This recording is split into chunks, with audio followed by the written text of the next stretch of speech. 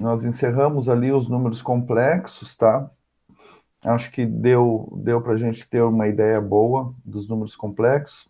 Claro, não conseguimos fazer assim muita coisa de aplicações e tal, mas em virtude desse momento que nós estamos passando, a gente não consegue muito tempo para explorar mais a fundo. Então, nós começamos hoje também o segundo bimestre. Então, até para quem tem me perguntado sobre recuperação, né? Alguns alunos não fizeram alguns dos exercícios avaliativos, tá? E em função disso podem ter ficado com nota um pouco abaixo. Então hoje eu vou colocar uma possibilidade de recuperação. Quem não fez algum dos exercícios avaliativos, faz esse, que aí eu coloco lá como uma substitutiva. E quem fez e não conseguiu acertar, e para as meninas que entraram na turma agora, que não conseguiram nem fazer, aí faz essa, que aí eu vou considerar como nota do bimestre. Na verdade, essa avaliação de recuperação, ela vai ter três questões, três exercícios, né? E aí, e uma delas é representar as raízes de um número complexo. Então, eu acho que no momento que a gente representa a raiz de um número complexo, representa no gráfico, primeiro descobre as raízes, depois representa no gráfico, a, o estudante ele se vê assim com a necessidade de entender bem como se trabalha com um número complexo na forma algébrica, na forma trigonométrica, como representa no gráfico, o que é o argumento, o que é o módulo. Então tem uma ideia super boa ali do número complexo. Tá bem? E aí quem tiver sim algum problema, algum caso particular, conversa comigo ali que a gente vai organizando, tá bem? Então, nós vamos falar sobre estatística. Estatística é um dos conteúdos da matemática que está mais presente, né, no nosso dia a dia. A gente está sempre vendo algum resultado estatístico na TV. Então, as pessoas sempre se referem à estatística. Até agora, nesse momento, se faz muita estatística em função da pandemia.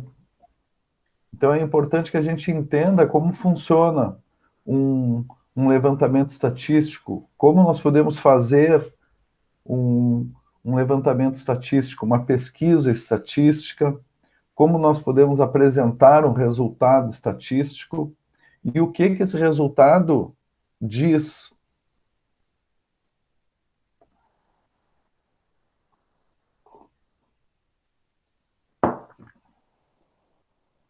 Bom, vocês estão vendo aí esse material, né? Esse material eu disponibilizei para vocês agora pela manhã. Então, eu só vou dar uma passada aqui por ele para a gente, inicialmente, entender os conceitos assim da estatística.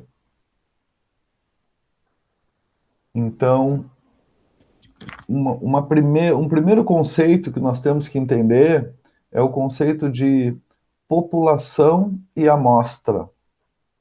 Quando nós falamos em população, num levantamento estatístico, numa pesquisa estatística, nós estamos falando do todo, tá? Se nós falarmos assim, por exemplo, da turma 2A, então a população são todos os alunos. Se eu falar nos alunos do IFE, a população são todos os alunos. E a amostra Então, aqui a população. Amostra significa, o nome já diz, né? Uma parte dessa população. Uma amostra é um pedaço dessa população. Um, um, um pequeno grupo que, através da estatística, busca representar a população toda. Porque, claro que na maioria das aplicações da estatística, o que a estatística busca é dar uma ideia para nós do que acontece na população. Mas nós não fazemos um levantamento estatístico com todos os elementos de uma população. Nós fazemos o levantamento estatístico numa amostra. Os resultados dessa amostra, se o levantamento estatístico foi bem feito e usou as técnicas matemáticas apropriadas, se isso é feito corretamente, então os resultados dessa amostra vão descrever o que vai acontecer, o que pode acontecer, o que está acontecendo na população. Então, a população também é chamada de universo estatístico. Então, quer dizer o todo.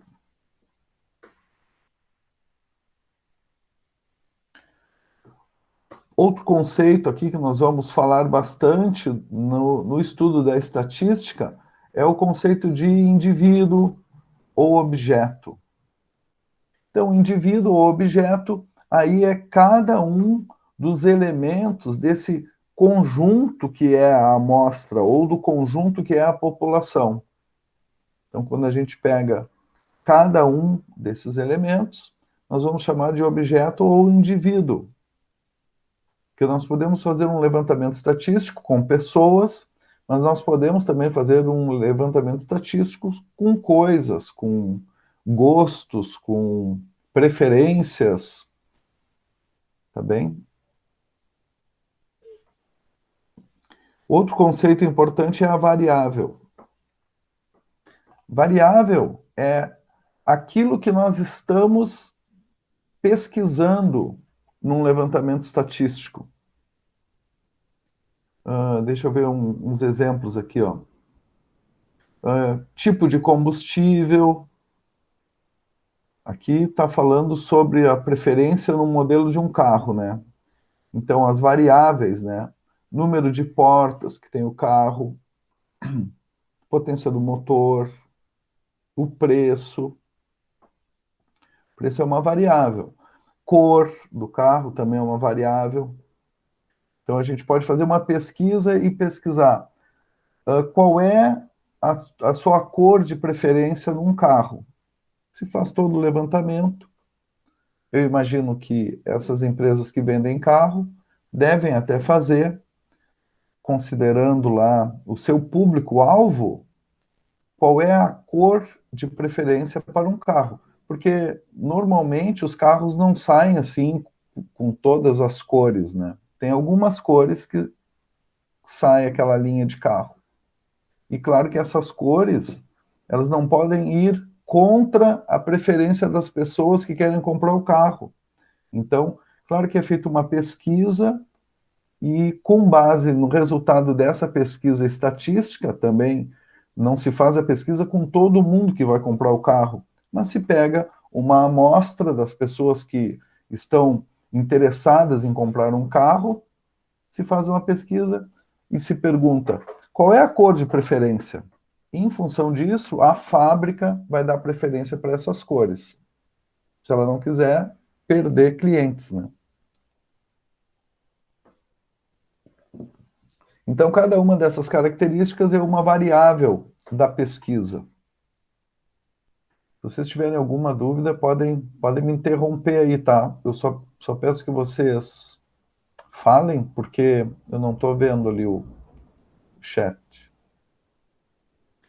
Então, no caso da variável, nós vamos ter dois tipos, tá? Uma é a variável qualitativa que o nome já remete a que a gente entenda o que significa uma variável qualitativa. A variável qualitativa é aquela que atribui uma qualidade. Por exemplo, sexo, cor do cabelo, esporte favorito, grau de instrução, são variáveis qualitativas. E nessas variáveis qualitativas, nós temos as ordinais, quando tem uma ordem estipulada, por exemplo, grau de instrução, é uma variável qualitativa. Quando se pergunta, qual é o seu grau de instrução? Vocês vão dizer, sou estudante do ensino médio. Outra pessoa vai responder, eu sou um estudante que estou no ensino fundamental. Outro vai dizer que, eu sou um estudante de graduação. Então, existe uma ordem ali que, dependendo da resposta da pessoa, a gente vai classificar ela numa certa hierarquia, né, numa certa ordem. Então, essa é uma variável qualitativa ordinal. E tem as nominais, que aí não existe ordem. Por exemplo, se perguntar qual é a cor do teu cabelo, aí uma pessoa vai falar que é loiro, outra vai falar que é castanho, então outro vai falar que é vermelho, outro não sei o quê. Então, mas não tem uma ordem, né? Não tem uma ordem, uma sequência pré-definida. Então, essas são as variáveis qualitativas, que podem ser ordinais ou nominais. E tem a variável quantitativa. Variável quantitativa representa para nós uma quantidade. A resposta é uma quantidade. Por exemplo, a idade é uma variável quantitativa. A pessoa, quando responde, ela está atribuindo uma quantidade àquela idade. Ou o peso, número de irmãos. A gente pode perguntar numa pesquisa, quantos irmãos você tem? O resultado será um número. A gente pode associar aqui as variáveis quantitativas àquelas que o resultado será um número, né? E o número a gente consegue já ter uma ideia de quantidade. As variáveis quantitativas também, elas se dividem em dois subgrupos. As discretas são aquelas em que, por exemplo, a idade é uma variável discreta, porque a gente não, quando a gente faz esse tipo de pergunta, a gente não diz assim, não responde, né? Quantos anos você tem? Eu tenho 1 ano, 2 meses, 15 dias, e a gente não diz assim, a gente responde. Ou a gente tem 40 anos, ou a gente tem 41, ou a gente tem 39. Então, essa é uma variável discreta. E as contínuas. As contínuas, aí já a sequência, ela já fica mais, não é mais direta, assim, quando a gente pergunta, por exemplo, qual é a tua altura? A altura, tu vai dizer, eu tenho 1 metro e tantos centímetros, ou eu tenho 156 centímetros de altura. Então, essa é uma variável contínua. Nós podemos ter mais subdivisões ali na hora de expressar o resultado.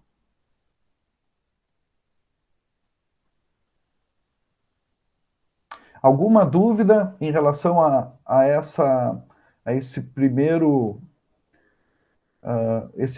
item aqui de uma pesquisa, que é uma variável? Alguma dúvida? Ficou claro, assim, o que é uma variável qualitativa, o que é uma variável quantitativa? Tudo bem? Então, vamos para agora, aí já tendo os resultados de um levantamento estatístico, nós podemos observar o que se chama de tabela de frequência. Frequência, é claro, é a quantidade que uma determinada variável, a quantidade do resultado de uma determinada variável. Então, quando a gente pergunta lá, qual é a sua cor preferida? A frequência vai ser quantas vezes aparece o azul, quantas vezes aparece o vermelho, quantas vezes aparece o branco, quantas vezes aparece o preto, quantas vezes aparece o verde. Isso é frequência. Nós temos uma frequência absoluta, que é o número de vezes que o vermelho foi escolhido. Isso é frequência absoluta. E a frequência relativa? Frequência relativa está muito associada a um resultado percentual. Se a gente faz uma pesquisa, qual é a sua cor preferida? E eu digo assim, 50% das pessoas escolheram vermelho. Então, se eu digo que 50% das pessoas escolheram vermelho, vocês não sabem quantas pessoas escolheram vermelho, mas vocês sabem que a metade das pessoas que foram entrevistadas responderam vermelho. Então, essa é uma frequência relativa. Nós estamos dando um resultado, mas em relação a 100. Por isso que é um resultado percentual. E se eu digo assim, quantas pessoas escolheram vermelho? Aí eu informo para vocês, 10 pessoas. Bom, esse resultado não diz muita coisa. Por quê? 10 pessoas escolheram vermelho, mas quantas pessoas foram pesquisadas? Se foram pesquisadas 11 pessoas e 10 escolheram vermelho, isso diz alguma coisa para nós. Quase todas escolheram vermelho. Mas agora, se 100 pessoas foram pesquisadas e 10 escolheram vermelho, isso nos diz que muito poucas pessoas escolheram vermelho. Se 1000 pessoas foram entrevistadas e 10 escolheram vermelho, esse resultado 10 nos diz alguma coisa. Então, a frequência absoluta, ela isoladamente, ela não nos diz muita coisa. A frequência relativa nos diz, porque a frequência relativa, ela automaticamente ela já faz um comparativo com os outros resultados.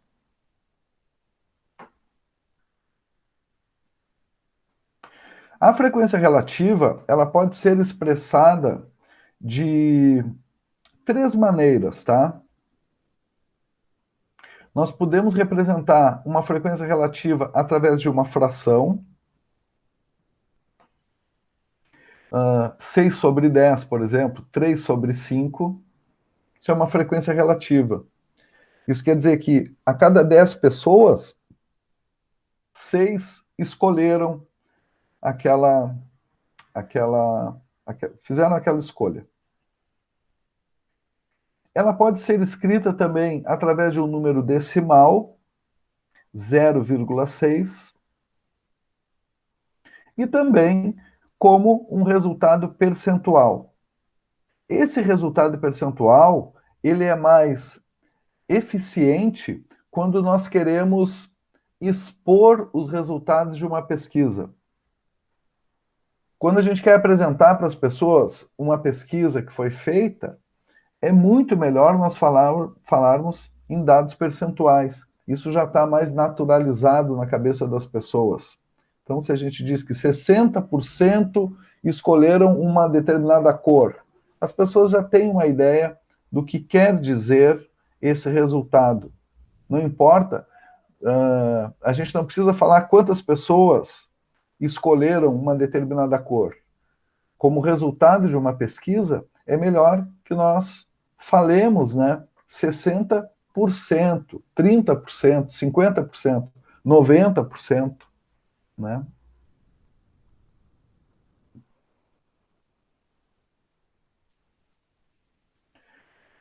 Nós vamos experimentar em muitos momentos essas chamadas tabelas de frequência. Então nós vamos simular, assim, algumas pesquisas, tá? Acho que efetivamente nós não vamos conseguir fazer uma pesquisa, mas nós vamos simular algumas pesquisas. E para que a gente consiga apresentar os dados estatísticos, nós vamos montar as chamadas tabelas de frequência. Por exemplo, aqui, digamos que foi feita uma pesquisa lá e se perguntou qual é a nacionalidade. Então, a variável é a nacionalidade. Então, nós podemos...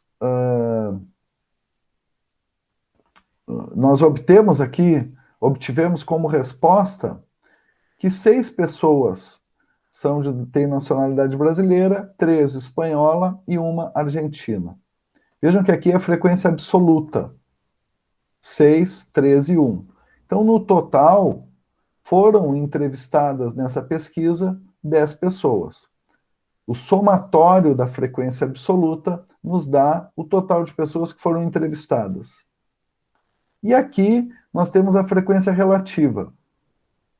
Aí, claro, a gente tem que calcular 6 sobre 10, que é 0,6, que também poderia ser uma maneira de representar a frequência relativa, 0,6, 0,6, representando esse número como uma fração que tem o denominador 100,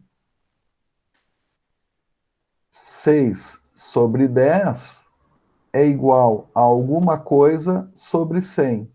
Fazendo aqui uma regra de 3, né, nós vamos encontrar 600 dividido por 10, que dá 60.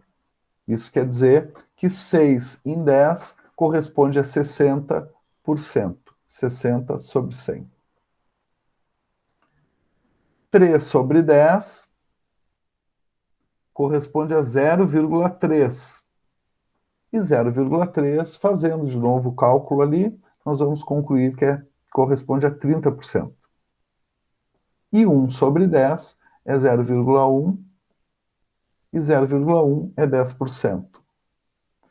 Esse somatório aqui da frequência relativa, quando ele está escrito na forma de um dado percentual, o resultado é 100, 100%. Quando a gente soma um resultado, uma frequência relativa em dados, assim, números decimais, o somatório aqui dá 1. E a frequência relativa nos dá o total de pesquisados, o total de entrevistados, total de indivíduos que responderam a essa pesquisa. Alguns dados, por exemplo, a altura de uma pessoa ou o peso, quando a gente coloca numa tabela de frequência, nós não vamos escrever, vou pegar aqui como exemplo a altura, tá? Não adianta a gente montar uma tabela de frequência e tentar colocar ali todas as alturas possíveis, porque imaginem só, né? São muitas alturas que são possíveis, às vezes uma diferença de 1 centímetro já vai dar uma altura diferente. Então, normalmente a gente monta uma tabela com intervalos, tá? Por exemplo, aqui, esse primeiro intervalo vai de 1,62 até 1,65. Então, todas as pessoas que estiverem com 1,62, considerando o 1,62, tá? Esse símbolo aqui, ele indica que quem tem 1,62 vai estar nessa frequência. Quem tem 1,65 vai estar nessa. Então, essa vai de 1,65 até 1,67. Quem tem 1,68 vai estar nessa. Então, com essa tabela, nós pegamos ali as alturas. Por exemplo, o Alberto tem 1,73. Então, ele está aqui. A gente coloca o Alberto ali. O Alexandre, ele tem 1,66. Então, ele está aqui. E assim a gente vai contando quantos estão nesse intervalo, quantos estão no outro. E como é definido esse intervalo? Bom, a gente pega a menor altura, soma com a maior altura e divide pelo número de intervalos que nós queremos colocar aqui. Nesse caso, a gente colocou 6 intervalos. Porque aí a gente vai saber qual é a amplitude de cada intervalo. Tá bem? Nós vamos ter que ficar por aqui, tá? Eu peço que vocês continuem dando uma olhada nesse material, tá? Tem um exercício aqui e eu vou propor para vocês, como a primeira avaliação do segundo bimestre, que vocês montem uma tabela de frequências com alguns dados que eu vou colocar para vocês. Eu vou apresentar para vocês o resultado já de um levantamento que foi feito e eu vou pedir que vocês organizem, né, uma tabela de frequências. Tá bem? Tá bem. Então tá, tenham um ótimo dia aí. Eu vou indo lá, porque eu vou atender a outra turma agora. Obrigado pela presença de vocês. Se cuidem. Tá bem? Tchau, professor. Tchau. Tenham uma ótima quinta-feira aí. Valeu, obrigado.